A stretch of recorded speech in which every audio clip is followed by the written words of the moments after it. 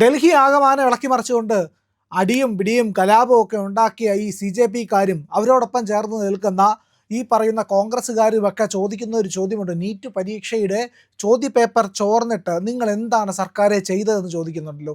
ഇവരാരെങ്കിലും ഈ പറയുന്ന ചോദ്യപേപ്പർ ചോർച്ചയ്ക്ക് കാരണക്കാരനായ വ്യക്തിക്ക് എന്ത് സംഭവിച്ചുവെന്നോ ഇല്ലെങ്കിൽ ആ കേസിൻ്റെ അന്വേഷണത്തെ പറ്റിയോ പറയുന്നുണ്ടോ?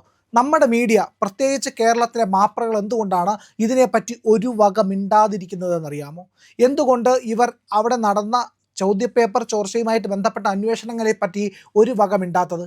ചോദ്യപേപ്പർ ചോർന്നു, പ്രശ്നമായി, ഇതാ പ്രൊട്ടസ്റ്റ് നടക്കുന്നു, സമരം നടക്കുന്നു, കോൺഗ്രസ് അതിനെതിരെ പ്രവർത്തിക്കുന്നു, ഇല്ലെങ്കിൽ ഈ പാർട്ടികൾ അതിനെതിരെ പ്രവർത്തിക്കുന്നു, അവിടെ വലിയ തോതിൽ പ്രശ്നങ്ങൾ നടക്കുന്നു എന്നൊക്കെ വരുത്തി തീർക്കാനുണ്ടല്ലോ. രാജ്യത്തിൻ്റെ വിദ്യാഭ്യാസ സംവിധാനം തകർന്നു, ഭരണം തകർന്നു എന്നൊക്കെ പറഞ്ഞുകൊണ്ട് രാഹുൽ ഗാന്ധി അടക്കം പത്രസമ്മേളനം നടത്തിക്കൊണ്ട് പ്രശ്നങ്ങൾ ഉണ്ടാക്കിയല്ലേ. പക്ഷേ ഈ അന്വേഷണത്തെ പറ്റി, അതിലെടുത്ത നടപടികളെ പറ്റിയിട്ട് എന്തുകൊണ്ടും മിണ്ടുന്നില്ല എന്നുള്ളതാണ്. ആ ചോദ്യം ഇവിടെ പ്രസക്തമായി നിൽക്കുന്നു എന്നുള്ളതാണ്. പ്രഹ്ലാദ് വിത്തൽ കുൽക്കർണി എന്ന് പറയുന്ന ഒരു പേര്, ആ പേര് പോലും മാധ്യമങ്ങൾ നേരെ ചൊവ്വേ ഇവിടെ മിണ്ടിയിട്ടില്ല എന്നുള്ളതാണ്. കൃത്യമായിട്ട് പറഞ്ഞു തരാം.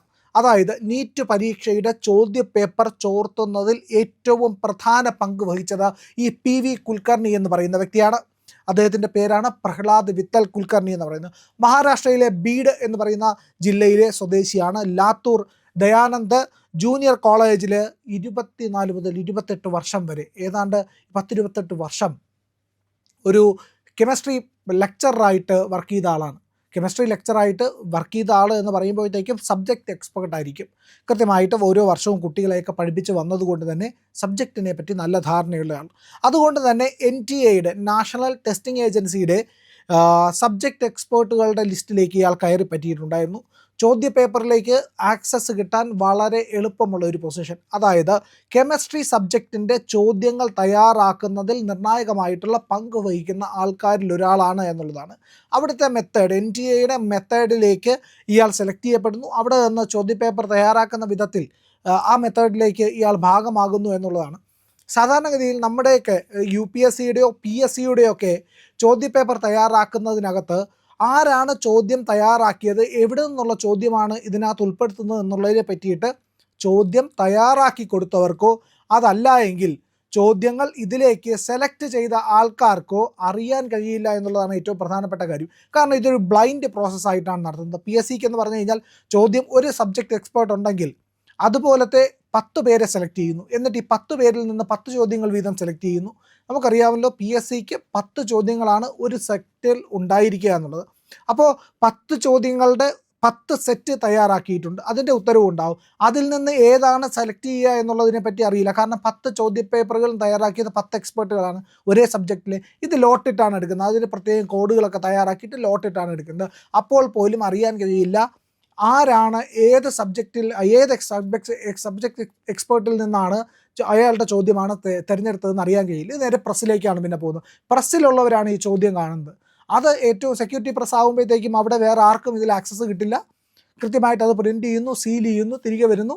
ചോദ്യ പേപ്പറും ആൻസർ ഷീറ്റും ഒക്കെ തന്നെ വിദ്യാർത്ഥികളുടെ മുന്നിൽ വെച്ച് സീൽ ഓപ്പൺ ചെയ്തിട്ടാണ് കൊടുക്കുന്നതെന്നുള്ളതാണ്. അതുകൊണ്ട് തന്നെയാണ് കുറ്റമറ്റ രീതിയിൽ PSC-യുടെ, നമ്മുടെ കേരള PSC-യുടെ പരീക്ഷകളൊക്കെ മുൻകാലങ്ങളിൽ നടന്നിരുന്നത്. ഇപ്പോൾ ഉണ്ടാകുന്ന പ്രശ്നങ്ങൾ മറ്റൊന്നാണ്. ഓക്കെ, ഏതായാലും NTA നടത്തുന്ന ചോദ്യപേപ്പർ തയ്യാറാക്കുന്നതിനകത്ത് ഉൾപ്പെട്ടിരുന്ന ആളാണ് പ്രഹ്ലാദ് വിത്തൽ കുൽക്കർണി എന്ന് പറയുന്ന ആൾ. ഇദ്ദേഹമാണ് ചോദ്യപേപ്പറുകളുടെ ഈ പറയുന്ന കെമിസ്ട്രി വിഭാഗത്തിൽ നിന്നുള്ള ചോദ്യങ്ങളും ഉത്തരങ്ങളും തയ്യാറാക്കി NTA-ക്ക് നൽകിയത്.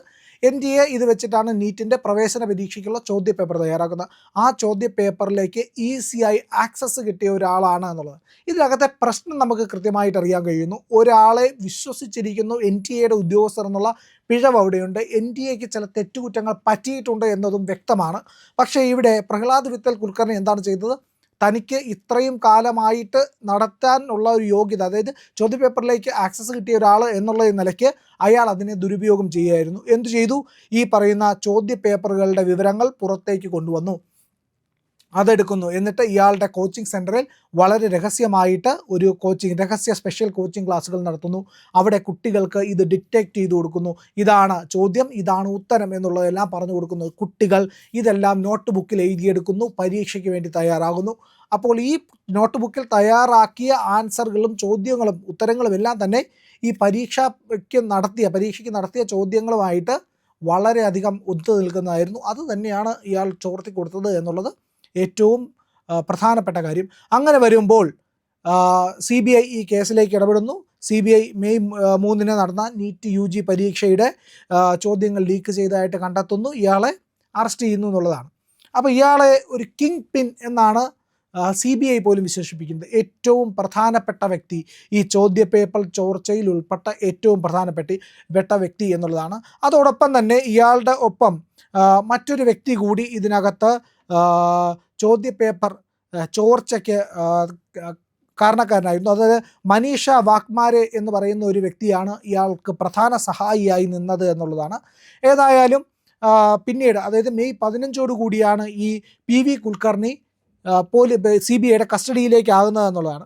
അപ്പോൾ അന്ന് CBIയുടെ കസ്റ്റഡിയിലായതിനു ശേഷം അവിടുത്തെ മഹാരാഷ്ട്ര സർക്കാർ ചെയ്തത് എന്താണെന്നറിയാമോ? ഇയാളുടെ പേരിൽ അനധികൃതമായി നിർമ്മാണത്തിലിരുന്ന 4 നില കെട്ടിടം പൊളിച്ചു കളയുകയാണ് ചെയ്തത്. കൃത്യമായ ശിക്ഷ. അനധികൃതമായ ഭൂമിയിൽ, തട്ടിച്ചെടുത്ത ഭൂമിയിൽ തട്ടിപ്പോടുകൂടി നിർമ്മിച്ച ഒരു ബിൽഡിങ്, അതായത് അദ്ദേഹം പങ്കാളിയായിട്ടുള്ള ശിവശക്തി ബിൽഡേഴ്സ് ആൻഡ് ഡെവലപ്പേഴ്സ് എന്ന് പറയുന്ന ഒരു ഫേമുണ്ട്. ആ ഫേമിൽ അവരുടെ സഹായത്തോടു കൂടി അനധികൃതമായിട്ട് നിർമ്മിച്ചു കൊണ്ടിരുന്ന ഒരു കെട്ടിടം, ആ കെട്ടിടം കൃത്യമായിട്ട് പൊളിച്ച് നിരപ്പാക്കുകയാണ് അവിടുത്തെ സർക്കാർ ചെയ്തത്. അപ്പോൾ സർക്കാർ എന്തൊക്കെ ചെയ്തു? നിയമപരമായ എല്ലാ നടപടികളും ചെയ്തു. ഇയാളുടെ അനധികൃതമായിട്ടുണ്ടായിരുന്ന സ്വത്തിനെ പോലും ഇടിച്ചു നിരത്തി കളയാനായിട്ട് സർക്കാർ ആർജവം കാണിച്ചു എന്നുള്ളതാണ്. ഈ കേസുമായിട്ട് ബന്ധപ്പെട്ടതല്ല, പക്ഷേ അയാൾ അനധികൃതമായി ഉണ്ടാക്കുന്ന ആ സ്വത്തിന് ഇതുമായിട്ട് കൃത്യമായി പങ്കുണ്ട് എന്നിരിക്കെ തന്നെയാണ് സർക്കാർ ആ കെട്ടിടം ഇടിച്ചു നിരത്തുന്നത്. ഒന്ന് ആലോചിച്ച് നോക്കൂ, എത്ര കുട്ടികളുടെ ജീവിതം ഇല്ലാതാക്കിയ ആളാണ്, എത്ര പേരുടെ ഭാവിയെ തുലാസിലിട്ട് കളിച്ച ആളാണ്. പക്ഷേ ആ പ്രശ്നങ്ങളെല്ലാം സർക്കാർ പരിഹരിച്ചു. സർക്കാർ വീണ്ടും ഈ കഴിഞ്ഞ ജൂൺ 21 ശരിയായ രീതിയിൽ തന്നെ ഒരു പാളിച്ചയുമില്ലാതെ സുരക്ഷാ മാനദണ്ഡങ്ങളെല്ലാം പാലിച്ചുകൊണ്ട് നീറ്റിൻ്റെ പ്രവേശന പരീക്ഷ നടത്തി. അതിൻ്റെ റിസൾട്ടും പുറത്തു വന്നു. കുട്ടികൾ സന്തോഷമായിരിക്കുന്നു എന്നുള്ളതാണ്. എന്നിട്ടും ഈ സർക്കാരിനെതിരെ പ്രക്ഷോഭം നടത്താൻ വേണ്ടിയിട്ട് ഒരാവശ്യവുമില്ലാതെ കുറേ പേർ ഇറങ്ങി പുറപ്പെടുമ്പോൾ ഇവിടുത്തെ മാധ്യമങ്ങൾ അടിസ്ഥാനപരമായി പറയേണ്ട കാര്യമുണ്ട്. സർക്കാർ കൃത്യമായി നടപടിയെടുത്തിരിക്കുന്നു, കൃത്യമായി ശിക്ഷിക്കേണ്ടവരെ ശിക്ഷിച്ചിരിക്കുന്നു. ഇവിടെ രാഹുൽ ഗാന്ധി ഇന്ന് പത്രസമ്മേളനം നടത്തിയിട്ട് പറഞ്ഞില്ലേ, ഒരാളും ശിക്ഷിക്കപ്പെടുന്നില്ല, ഒരാളും അറസ്റ്റ് ചെയ്യപ്പെടുന്നില്ല എന്ന്. നുണയാണ്, വ്യാജം മാത്രമാണ്. കാരണം സർക്കാർ കൃത്യമായി നടപടിയെടുക്കുന്നു. അവർക്ക് മേലെ ചെയ്യാൻ കഴിയുന്ന എല്ലാ നിയമപരമായ നടപടികളും എടുക്കുന്നു. ശിക്ഷ ഉറപ്പാക്കാൻ വേണ്ടിയിട്ട് കൃത്യമായി CBI അടക്കമുള്ള കേന്ദ്ര ഏജൻസികളെ കൊണ്ട് അന്വേഷണം നടത്തുന്നു. എന്തേ നമ്മുടെ മാധ്യമങ്ങൾ പറയുന്നില്ല? ഇടിച്ചു നിരത്തി ആ തെറ്റ് ചെയ്ത ആളുടെ വീടടക്കം, അയാളുടെ കെട്ടിടമടക്കം, സ്വത്തുക്കളടക്കം കൃത്യമായി ഇപ്പോഴും അയാൾ ജയിലിലാണ്, അയാൾ ജുഡീഷ്യൽ കസ്റ്റഡിയിലാണ്. CBI കേസ് അന്വേഷിച്ചു കൊണ്ടിരിക്കുകയാണ്. അപ്പോൾ നിയമത്തിൻ്റേതായ വഴിയുണ്ട്. ആ രീതിയിൽ മുന്നോട്ട് പോവുകയാണ്. ഇവിടെ തെറ്റ് ചെയ്യുന്നത് മാധ്യമങ്ങൾ കൂടെയാണ് എന്നുള്ളതാണ് PV കുൽക്കർണിയുടെ ഈ വിവരങ്ങൾ പുറത്തുവിട്ടുകൊണ്ട് ഞങ്ങൾ പറയുന്നത്. സർക്കാർ ചെയ്യേണ്ടത് ചെയ്തു, മാധ്യമങ്ങൾ പലതും മൂടി വയ്ക്കുകയാണ്. അതിനു പിന്നിൽ ദുരുദ്ദേശം മാത്രമാണ്. പ്രിയമുള്ളവരെ, മറ്റു മാധ്യമങ്ങൾ പറയാത്ത ഏറ്റവും പുതിയ വാർത്തകളും വിശകലനങ്ങളുമായിട്ടാണ് ഇന്ത്യ ലൈവ് നിങ്ങളുടെ മുന്നിലേക്ക് വരുന്നത്. നമ്മുടെ ചാനൽ കാണണം, ഒരുപാട് പേരെ കാണിക്കണം, അവരോടൊക്കെ ചാനലിൻ്റെ വരിക്കാരാവാൻ പറയണം, സബ്സ്ക്രൈബ് ചെയ്യണം. ചെയ്യാത്ത ആളുകൾ ഉറപ്പായിട്ടും ചെയ്യണേ.